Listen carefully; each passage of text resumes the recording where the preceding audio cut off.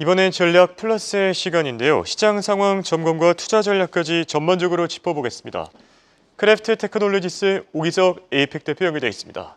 안녕하십니까? 네, 안녕하십니까. 오기석입니다. 네, 오늘과 어제는 소폭 빠지긴 했지만 최근 들어서 소형주들의 이 상승 랠리 정말 무서운 속도로 이제 치고 올라오고 있죠. 일각에서 이런 얘기가 있어요. 로테이션 트레이드가 시작됐다. 그러니까 뭐 종목 순환 장세, 주도주 전환 장세가 시작됐다라는 얘기들이 나오고 있는데 이 부분 어떻게 생각하십니까? 네, 사실 최근 한 일주일 정도 보면 이제 소형주가 약 10% 가까이 지금 급등을 한 모습 보이고 있거든요. 그래서 뭐 원인을 찾아보자라고 하면 뭐 트럼프 관련한 발언들이 시장을 좀 흔들면서 소형주가 랠리했다. 라는 평가들이 있는데 뭐 미국의 자국 우선주의라든지 아니면 보호무역 정책들에서 상대적으로 이제 글로벌 비즈니스보다는 미국 안에서 비즈니스가 더 많이 되는 소형주들이 재조명되었다라는 그런 평가들이 있고요. 여기에 따라서 뭐 톰리 같은 분들도 그 뭐 전문가들이 이제 소형주 급등세가 최대한 40%까지는 추가로 이어질 수도 있겠다라는 긍정론도 있고 또 반대로는 사실 또 지속적인 랠리가 어렵다라는 부정론으로 좀 나뉘는 상황입니다.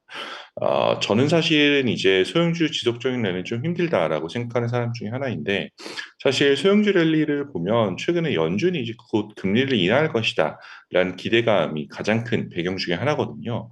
다만 이걸 구조적인 순환매로 보기는 좀 어려운 게 순환매라고 하면 이제 대형주를 매도하고 그 자금으로 소형주를 매수하는 걸 의미를 하는데 다만 최근에 이제 랠리를 보면 대형주가 조금 조정받았던 건 사실이지만 사실 뭐 사상 최고치하고 비교하면 몇 퍼센트 정도밖에 낮은 수준이 아니에요. 그래서 순환매라기보다는 현재까지 상승했던 종목의 이익 실현이 나타나는 구간이라고 생각을 하고 있고 사실 이제 경기가 둔화되고 후퇴된다라고 가정을 했을 때 그 소형주가 대형주보다 더 높은 성장성을 보일 것이다라는 것 역시도 사실 조금 이해하기 어려운 가정 중에 하나입니다. 그래서 그 정말로 이제 순환매가 진행된다라고 예상을 하신다면 앞으로 한 1주에서 2주 정도 빅테크 매도세에 대해서 조금 더 많은 증거들 발견할 필요가 있다라고 생각을 합니다. 네, 맞습니다. 최근 들어서 소형주들이 정말 가파르게 올라오긴 했지만 그래도 뭐 작년이랑 올해 빅테크 기업들이 오른 걸 생각하면은 사실 네, 비교하기가 좀 어렵지 않나 이런 생각이 들기도 하고요. 자, 그럼에도 불구하고 소형주 랠리가 지금 계속 진행되는 건 사실이긴 하죠. 그렇다면 빅테크에 쏠린 자금이 이동할 수도 있다라는 뜻인 건데 이런 상황에서 기술주 비중 어떻게 가져가야 되겠습니까? 네, 사실 아무래도 대형 기술주들은 S&P 500 지수에서 차지하는 비중이 굉장히 높습니다. 예. 보통 이제 장기적으로 봤을 때 매출과 이익률 전망치가 더 좋은 것도 마찬가지고요. 지금 이제 빅테크 관련해서는 이제 봐야 될 것 중에 하나가 지금 도널드 트럼프의 발언이 사실 저는 좀 이제 관심을 좀 가질 수밖에 없다라고 생각을 하는데 최근에 사실 보면 이제 11월 대선 전 이제 금리 인하는 안 된다라고 얘기했던 게 도널드 트럼프였고 그리고 또 그 이유 중에 하나는 연준이 선거 전에 금리를 인하한다. 그리고 또 경기를 부양한다라고 하는 거는 현재 민주당 조 바이든 대통령에게 유리한 영향을 주는 것이다. 라고 이제 계속 주장을 하고 있거든요. 다만 이제 월가에서는 연말까지 한 차례 혹은 두 차례 정도 금리 인하가 있을 것이다. 라고 예상을 하고 있는데 다만 이제 트럼프의 당선 가능성이 올라가는 그런 상황에서는 장기 인플레이션에 대한 가정이 다시 한번 재조명받을 수 있을 것 같습니다. 특히 이제 중국 같은 경우는 60에서 100%, 나머지 모든 나라에 대해서 10%의 관세를 부과하겠다라고 밝히고 있거든요. 그렇게 본다라고 하면 지금 소형주가 주목을 받았던 금리 인하에 대한 기대감이 좀 너무 단기적으로 이제 나타난 것이 아닌가라는 생각이 들고 최근에 올해만 들어도 보면은 금리가 한 두 차례에서 세 차례 정도 이제 하락했던 그런 패턴들이 있는데 사실 그 이후 상당 부분 다시 되돌림이 발생하는 것들을 볼 수 있었던 것 같아요. 그런 걸 봤을 때 이런 것들을 종합해 봤을 때 기술주에 대한 우려는 과도하다라고 생각을 하고 있습니다. 소형주 랠리가 단기적인 현상에 그칠 가능성이 많다 이렇게 진단을 해 주셨고요. 자, 그리고 앞서도 잠시 얘기해 주셨지만 최근 시장의 관심은 온통 트럼프 후보에 쏠려 있죠. 자, 트럼프의 당선 가능성이 높아지는 상황에서 궁극적으로 이 주식 시장에는 어떤 영향을 미칠 걸로 보십니까?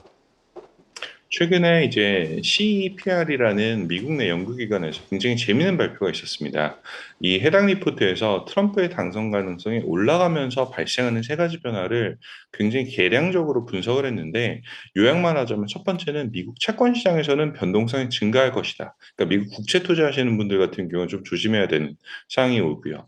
두 번째는 미국 주식시장의 변동성이 단기적으로는 상승하지만 중기적으로는 하락하고 주가 역시도 상승할 것이다. 라는 이런 이제 그 두 번째 예측을 내놓았고 세 번째는 유가의 경우도 하락할 가능성이 크다라는 걸 지금 얘기를 하고 있어요. 그래서 전반적으로 봤을 때 미국 주식 투자에는 여전히 우호적인 그런 상황을 지금 예상을 하고 있고요. 다만 미국 밖의 상황은 좀 다를 것이라고 생각하는 게 뭐 트럼프 대통령도 그렇고 지금 사실 바이든 정부도 대중국 반도체 수출을 제한하는 걸 정책적으로 계속 지금 보이고 있거든요. 뭐 여기에 지금 고관세를 매기겠다라고는 트럼프 정책 등으로 지금 중국 경제 전망은 상당히 좀 암울해지는 그런 상황입니다. 예를 들어서 지금 UBS 같은 경우는 중국 경제 성장률이 현재보다 2.5% 가까이 하락할 수 있다라는 전망도 내놓기도 했고 중국 증권사에서조차도 대미 수출은 거의 한 19%, 전체 수출은 약 2.8% 가까이 줄어들 것이다 라고 보고 있는데 이러한 지금 지정학적 혹은 정치적인 리스크가 지금 부동산 뭐 침체 그리고 디플레이션을 겪고 있는 중국에는 이제 그 상당히 악재라고 볼 수가 있고 사실 중국과 관련한 남한 이머징 마켓 한국도 예가 되기 힘들 것 같은데 한국에도 역시 그렇게 좋은 뉴스는 아닌 상황입니다. 그래서 전반적으로 미국 주식에 대한 매력은 있겠지만 나머지 시장에 대해서는 주의가 필요한 그런 정치적인 변화가 기대가 된다라고 요약할 수 있을 것 같습니다. 알겠습니다. 지금까지 도움 말씀을 크래프트 테크놀리지스 오기석 대표였습니다. 감사합니다. 감사합니다.